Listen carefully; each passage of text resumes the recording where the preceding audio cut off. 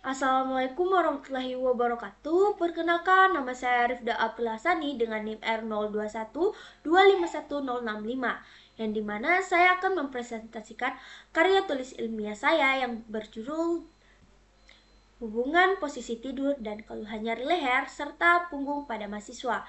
Sebelum masuk ke materi, saya berterima kasih kepada Bapak Syahwan Alfianto Amir yang telah memberikan saya kesempatan untuk mempresentasikan karya tulis ilmiah saya. Nah, langsung saja kita masuk. Yang pertama yaitu ada pendahuluan. Mengapa ini penting? Karena posisi tidur sering diabaikan, padahal memiliki dampak besar pada kesehatan muskuloskeletal.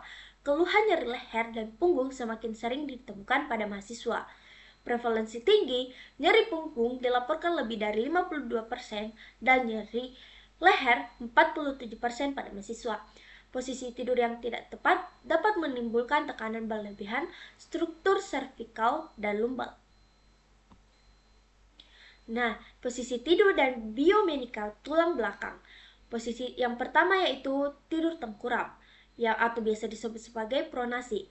Paling tidak dianjurkan karena menyebabkan rotasi ekstrim pada leher dan hiperekstensi tulang belakang lumbal, meningkatkan tekanan pada leher hingga 2 kali lipat dibandingkan tidur miring. Yang kedua yaitu ada tidur miring atau biasa disebut sebagai side lying. Baik jika tulang belakang tetap lurus dan bantal menopang leher secara optimal.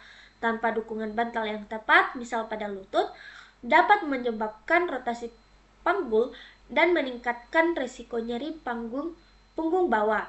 Yang ketiga yaitu ada tidur telentang atau biasa disebut sebagai supinasi, dianggap paling netral atau mendukung keselarasan tulang belakang, di mana membantu menjaga kurva fisiologis. Efektivitasnya bergantung pada penggunaan bantal dan permukaan kasur yang sesuai. Selanjutnya yaitu ada faktor multifaktorial nyeri leher dan punggung, yang mana hubungan posisi tidur dengan nyeri bersifat multifaktorial. Faktor-faktor lain yang berkontribusi yang pertama yaitu ada gaya hidup, yang mana penggunaan laptop atau ponsel dengan postur tidak ergonomis dan durasi duduk yang panjang. Mahasiswa sedentari berisiko lebih besar mengalami ketegangan otot. Yang kedua yaitu ada bantal dan kasur. Penggunaan bantal yang tidak tepat atau terlalu tinggi atau terlalu rendah adalah salah satu risiko terkuat untuk nyeri leher. Kasur terlalu keras atau lembut dapat mengubah posisi tulang belakang. Yang ketiga yaitu ada psikologis. Stres akademik dapat memengaruhi kualitas tidur dan menghambat pemulihan jaringan otot. Nah, yang selanjutnya yaitu ada mekanisme timbulnya nyeri. Yang pertama yaitu ada ketegangan otot. Postur kepala maju saat menatap gawai dapat meningkatkan beban mekanis pada tulang belakang servikal hingga 27 kg. Yang kedua yaitu ada kompresi saraf. Dapat terjadi karena jaringan sekitar saraf seperti otot tegang, ligamen, diskus menekan saraf. Kebiasaan menunduk atau bantal terlalu tinggi dapat menekan saraf servikal.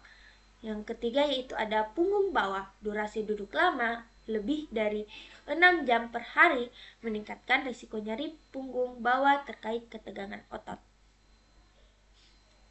Nah, selanjutnya yaitu ada rekomendasi dan solusi komprehensif. Yang pertama yaitu ada pendidikan ergonomi tidur. Edukasi tentang posisi tidur sehat, penekanan pada penggunaan bantal yang tepat, dan pilihan kasur yang menjaga keselarasan tulang belakang. Yang kedua yaitu ada promosi aktivitas fisik, peregangan leher atau punggung, dan latihan penguatan inti atau biasa disebut sebagai core, mendorong break ergonomis, berdiri atau berjalan sebentar setiap jam dari duduk lama. Dan yang ketiga ada manajemen kualitas tidur atau stres. Edukasi sleep hygiene itu jadwal tidur tetap, batasi gawai sebelum tidur, dan layanan konseling manajemen stres. Dan yang terakhir yaitu ada penutup. yang dimana kesimpulan utamanya yaitu posisi tidur adalah faktor penting, namun harus dilihat sebagai bagian dari sistem postural dan kebiasaan gaya hidup sehari-hari. Tantangan penelitian diperlukan penelitian lanjutan yang lebih mendalam seperti longitudinal intervensi dengan pengukuran objektif. Mungkin cukup sekian presentasi karya tulis ilmiah saya. Mohon maaf bila ada kekurangan dan kesalahan. Terima kasih. Wassalamualaikum warahmatullahi wabarakatuh.